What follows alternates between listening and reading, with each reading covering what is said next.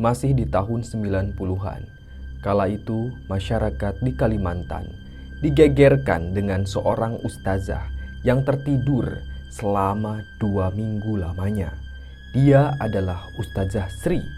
Bukan tanpa alasan, tidurnya Ustazah Sri itu diakibatkan oleh pocong duluh yang ada di dalam dirinya.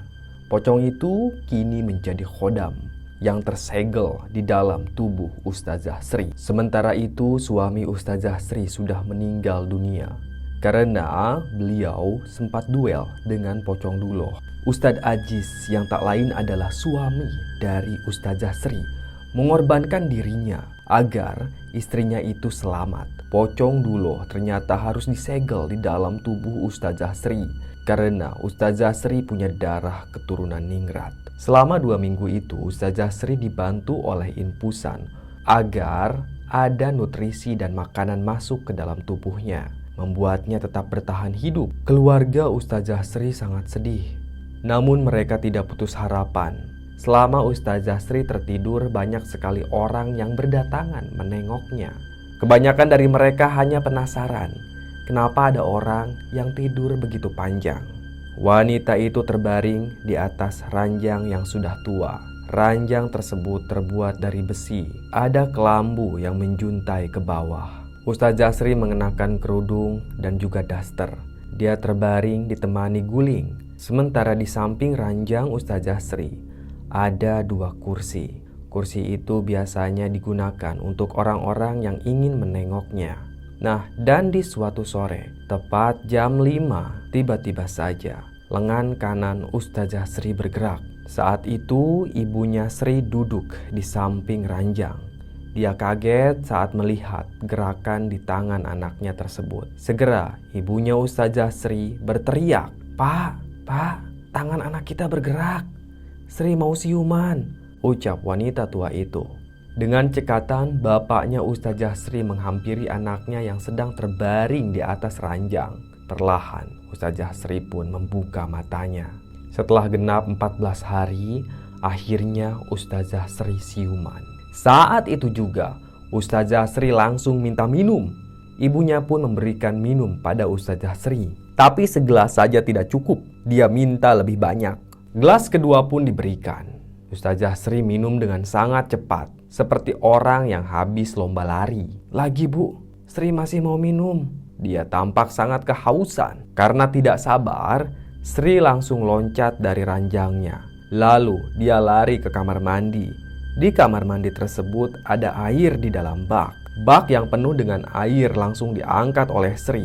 Anehnya, dia baru saja bangun, tapi tenaganya sangat besar. Sri mampu mengangkat bak air itu.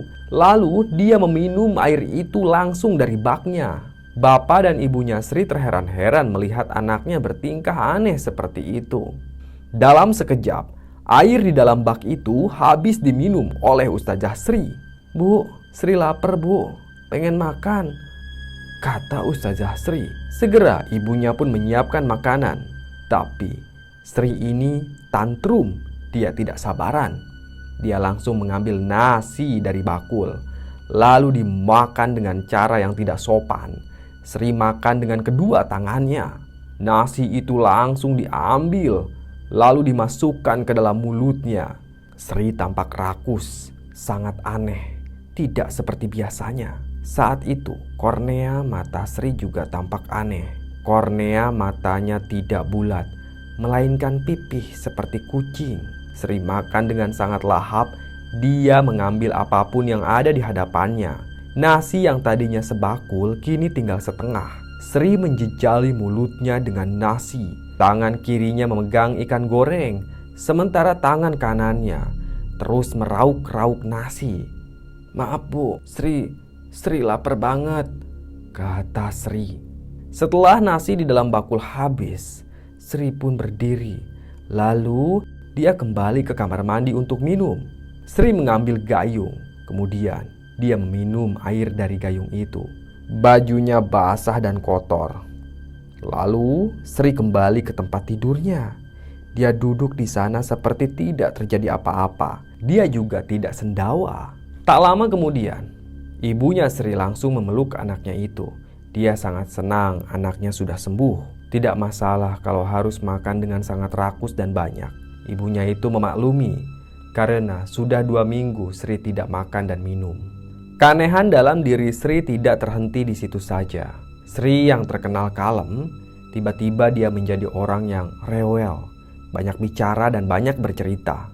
Sri menjadi bawel dan juga rewel. Dia banyak bicara, tidak seperti Sri yang ibunya kenal. "Ya sudah, kamu istirahat dulu ya, jangan banyak gerak," ucap ibunya Sri. Tapi wanita itu tidak mendengar perkataan ibunya. Dia malah masuk ke kamar mandi, lalu keramas. Beberapa saat kemudian Sri keluar dari kamar mandi dan dia mengganti bajunya. Sementara itu, bapaknya Sri sibuk mengundang warga. Bapaknya Sri mau mengadakan selamatan karena anaknya sudah sembuh. Warga langsung geger saat mendengar kalau Sri sudah sembuh dan siuman.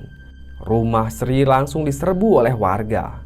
Mereka ingin melihat bagaimana kondisi Sri yang selama 2 minggu tidur dengan sangat terlelap. Dan setibanya di rumah Sri, semuanya terheran-heran karena kondisi Sri sangat sehat, bahkan tidak terlihat pucat sama sekali.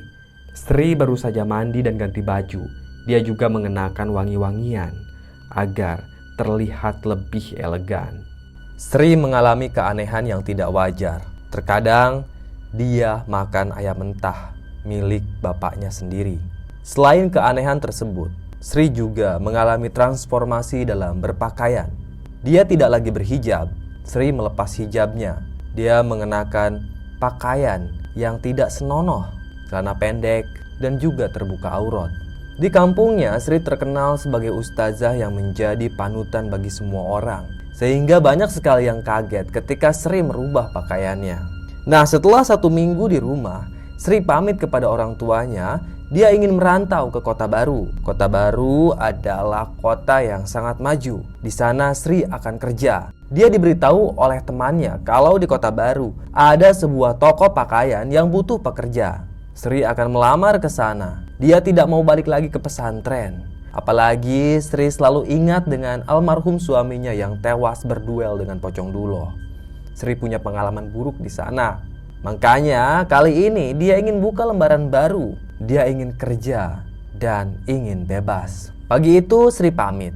Kedua orang tuanya Sri sangat sedih melepas kepergian anaknya. Padahal baru 1 minggu dia sembuh. Sudah pergi aja. Sri membawa sebuah tas yang sangat besar. Di dalam tas itu terdapat pakaian, make up, dan segala kebutuhannya. Dari kampungnya dia naik mobil PS untuk menuju Kota Baru. Mobil itu terlihat tampak butut, tapi masih sanggup untuk membawa penumpang. Perjalanan yang ia tempuh cukup panjang, sekitar 5 jam.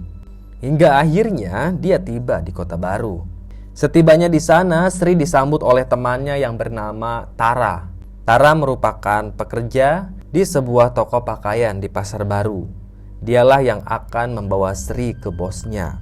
Kemarin bosnya Tara minta ada pekerja 1 orang tambahan. Nah, dan Sri akan dimasukkan ke toko itu. Sri tidak mau numpang di kontrakannya Tara. Dia punya uang. Uang itu dikasih oleh kedua orang tuanya.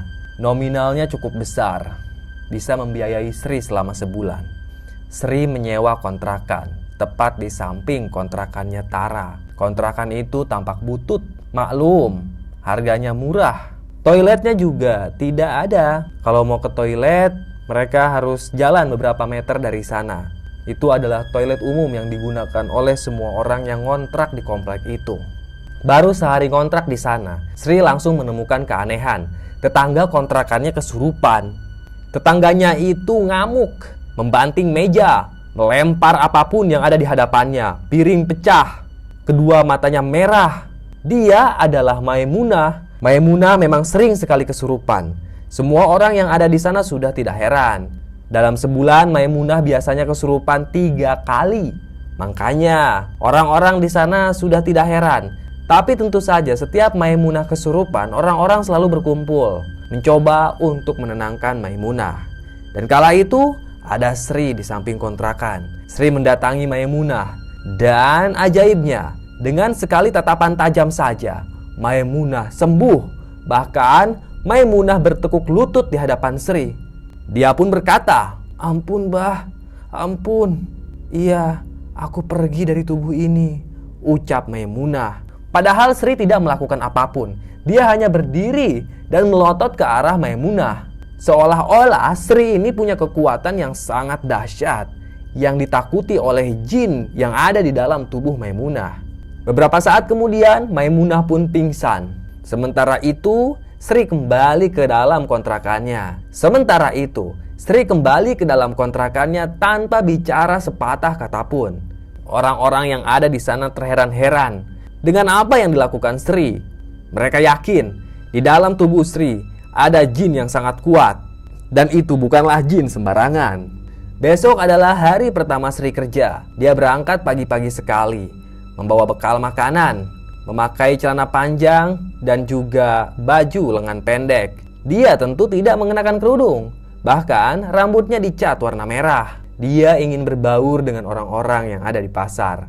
Dan setibanya di pasar, Sri langsung dikenalkan pada bos yang bernama Koh Alvin. Koh Alvin merupakan bos pemilik toko pakaian tersebut.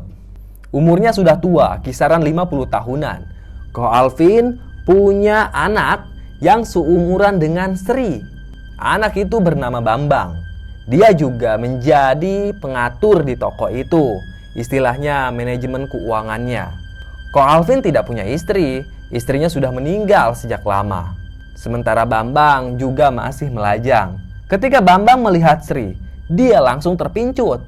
Karena Sri ini punya paras yang sangat cantik, bisa dibilang sangat manis. Bambang gelagapan melihat Sri, tapi Sri diam saja. Dia hanya melirik, tidak ramah dan juga tidak santun. Sri tidak tersenyum pada Bambang. Sri hanya mendengarkan arahan Koh Alvin bagaimana cara bekerja di toko tersebut. Sri dipinta untuk melayani ketika ada pengunjung menanyakan harga. Sri juga dipinta untuk ramah. Sri juga dipinta untuk menawar-nawarkan kepada pelanggan yang lewat di depan toko pakaian tersebut. Tentu wanita itu mengangguk. Dia nurut pada bosnya. Sesekali Sri juga melirik pada Bambang, tapi dengan tatapan yang tidak peduli. Bambang mulai mendekat pada Sri. Dia ikut menjelaskan bagaimana cara toko bekerja. Sri diam saja, mencoba untuk mendengarkan Bambang. Tapi tiba-tiba ketika Sri melihat Bambang, ada bisikan di telinganya Sri. "Dia naksir padamu," ucap bisikan itu. Suaranya berat. Sri kaget. Siapa yang berbisik di telinganya? Wajahnya tegang. Sri mulai gelisah. Dia mundur beberapa langkah. Kemudian dia mencoba untuk memejamkan matanya. "Kau sakit, Sri?" tanya Koh Alvin. "Oh, enggak Koh. Aku baik-baik aja," ucap Sri. Dalam hatinya Sri masih bertanya-tanya siapa yang barusan berbisik di telinganya. Tapi bisikan itu sudah tidak ada, tidak muncul lagi. Hari pertama bekerja, Sri langsung menjalankan apa yang diperintahkan oleh bosnya. Sri berdiri di depan toko. Dia menawarkan baju ke setiap orang yang melintas di depan toko itu. Setelah 2 jam lamanya, tidak ada satu orang pun yang mampir ke tokonya Koh Alvin. Padahal ada karyawan sebelum Sri yang jago sekali menarik pelanggan. Tapi Sri, dia nihil. Sudah berjam-jam tidak ada satupun pelanggan yang tertarik masuk ke dalam toko pakaian tersebut. Koh Alvin menganggapnya wajar karena Sri ini baru dan masih harus belajar. "Silakan Bu, pakaiannya Bu. Ada model baru Bu, silakan mampir dilihat-lihat dulu," ucap Sri. "Kau mau dagangannya laku?" ucap seseorang di telinganya Sri. Suara itu muncul lagi, tapi Sri tidak menimpalinya. Wanita itu pun mencolok telinganya. Barangkali dia salah dengar atau sedang berhalusinasi. "Kau tidak salah dengar. Kau mau dagangannya laku atau tidak?" bisik seseorang di telinganya Sri. Terpaksa Sri pun mengangguk karena dia tidak enak pada Koh Alvin. Sudah berjam-jam, tapi tidak ada pelanggan yang masuk toko. "Iya, aku mau dagangannya laku," kata Sri. Dia juga berbisik. Lalu kepala Sri menengok dengan paksa ke arah kanan. Padahal Sri tidak berniat menengok. Itu seperti ada seseorang yang mendorong kepalanya. Sri pun melotot melihat setiap orang yang melintas di toko bajunya Koh Alpin. Dan dalam sekejap, orang-orang itu masuk ke dalam toko, memilih-milih pakaian. Toko Koh Alpin langsung ramai, diserbu pelanggan. Ada sekitar 30-40 pelanggan yang masuk ke dalam toko tersebut. Mereka berbondong-bondong seperti ada diskon 90%. Padahal harga pakaian di tokonya Koh Alpin terkenal mahal, tapi kualitasnya memang bagus. Biasanya hanya 1-2 orang yang masuk ke toko itu dan membeli pakaian. Tapi kali ini tokonya diserbu. Kejadian itu membuat Koh Alpin terheran-heran. Begitu juga dengan Bambang. Tapi Bambang lebih tertarik pada Sri. Dia sesekali mengintip Sri yang sedang menawarkan pakaian. Bambang tersenyum, hatinya tidak kuat. Dia ingin segera menyatakan cinta pada Sri. Sampai sore, toko itu tidak sepi pelanggan. Mereka terus berdatangan menyerbu toko Koh Alpin. Bahkan stok sebagian barang sudah habis terjual. Hingga tibalah jam 5 sore, toko mulai sepi. Pendapatan hari itu benar-benar besar. Sri diberi bonus oleh Koh Alpin. Ini Sri, bonus dari Kokoh. Lu kerjanya bagus banget hari ini, makanya saya kasih bonus. Pih, masa bonusnya kecil banget? Tambahin dong, ucap Bambang. Dia benar-benar ingin merayu Sri. Dan dengan ragu-ragu, Koh Alpin pun menambah bonusnya Sri. Padahal Koh Alpin cuma mau ngasih sedikit aja. Maklum, orang-orang Tionghoa biasanya memang sangat ketat untuk urusan keuangan. Toko pun tutup, waktunya untuk pulang. Di perjalanan, Sri masih bertanya-tanya siapa yang ada di dalam tubuhnya yang sejak tadi membisiki Sri. Beberapa kali dia berbisik pada dirinya sendiri agar suara itu muncul kembali, tapi tidak ada. Selama di angkot, Sri masih bingung sosok apa yang ada di dalam tubuhnya. Dan ketika Sri melewati sebuah pasar, di sana ada pedagang ayam potong. Sri melihat ke arah pedagang itu dan tiba-tiba suara misterius tersebut muncul kembali. "Aku ingin makan," ucap suara itu. "Ayo turun," sambungnya. Tiba-tiba tubuh Sri bergerak sendiri. Dia loncat dari angkot. Lalu tubuhnya jatuh berdebam. Namun dia tidak terluka. Padahal angkot itu sedang melaju dengan cukup cepat. Semua orang yang ada di dalam angkot teriak, termasuk Pak Sopir. "Woi, apa-apaan kau?" ucap sopir itu. Dia menginjak rem, angkot pun berhenti. Sang sopir keluar dari kursi pengemudi. Dia menghampiri Sri. "Kenapa loncat?" tanya sopir angkot itu. Sri tidak berkata apa-apa. Dia langsung menuju ke pedagang ayam potong. Segera Sri merogoh uang yang diberikan Koh Alpin barusan. Uang itu dikeluarkan, lalu diberikan pada si pedagang.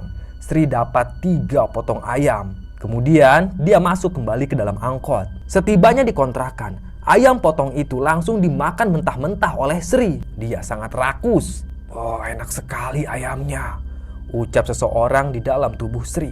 Dalam sekejap, 3 ayam itu habis dimakan. Sri langsung mencuci mulutnya, menggosok gigi. Dan dia melihat wajahnya dalam kaca. "Siapa kau? Kenapa kau ada di dalam tubuhku?" ucap Sri.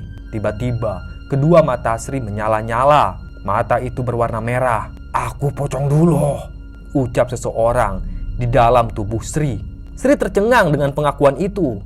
Dia ingat suaminya tewas oleh Pocong Duloh. Dan kenapa sekarang pocong itu ada di dalam tubuh Sri? "Bajingan kau, keluar dari tubuhku, keluar," ucap Sri. Sri meninju cermin. Cermin itu pecah. Begitu juga dengan tangan Sri yang berdarah. "Keluar kau dari tubuhku, keluar," ucap Sri. Dia mencolok mulutnya menggunakan jari agar muntah. Seketika saja Sri muntah. Dia ingin mengeluarkan Pocong Duloh di dalam tubuhnya. "Aku tidak bisa keluar," ucap Pocong Duloh. Sri membuka pakaiannya. Sekarang dia bugil. Dia ingin pocong itu segera keluar dalam tubuhnya. Sri tidak mau ada Pocong Duloh yang dulu membunuh suaminya. Sri mengambil pisau. Dia hendak membelek perutnya sendiri. Dan saat pisau hendak ditusukkan ke dalam perutnya, tiba-tiba pisau itu tertahan, tidak mampu mengenai kulit Sri. Dengan sekuat tenaga, Sri menekan pisau itu. Tapi sekali lagi, pisau itu tertahan. Bahkan ujung pisaunya bengkok seketika, lalu mental menabrak tembok. Pisau itu jatuh ke lantai. Kini tubuh Sri terdorong dengan sendirinya. Dia menabrak tembok lalu tertahan di sana. Seperti ada yang mendorong tubuh Sri dan mencekik lehernya. Jangan macam-macam. Kalau kau mati, segel ini akan membawaku ke Gantarawang. Dan aku tidak akan pernah bisa keluar dari negeri jin itu, ucap Pocong Dulo. Dia sangat marah ketika Sri hendak membunuh dirinya sendiri. Aku juga tidak mau terjebak di dalam tubuhmu, kata Pocong Dulo. Tubuh Sri lemas. Dia berlutut tanpa busana. Dan sesaat kemudian, tangisnya pecah. Dari dulu sebenarnya Sri tersiksa menjadi orang yang indigo. Dan sekarang malah ada jin di dalam tubuhnya. Tapi tidak ada yang bisa dia lakukan. Apapun keadaannya harus Sri terima. Kau boleh ada di dalam tubuhku, tapi kau harus nurut dengan perintahku. Jangan bertingkah macam-macam, ucap Sri. Pocong Dulo tertawa terbahak-bahak. Dan dia pun berkata, tubuh ini sekarang jadi milik kita. Tidak ada yang tunduk satu sama lain. Kita harus saling menguntungkan, ucap Pocong Dulo. Tangisan Sri kembali pecah. Hidupnya seolah hancur. Dia kehilangan suami dan bahkan kini tubuhnya bukan miliknya sendiri. Bersambung. Terima kasih sudah menyimak cerita Mbah. Tunggu cerita-cerita lainnya ya. Tetap sehat dan salam merinding.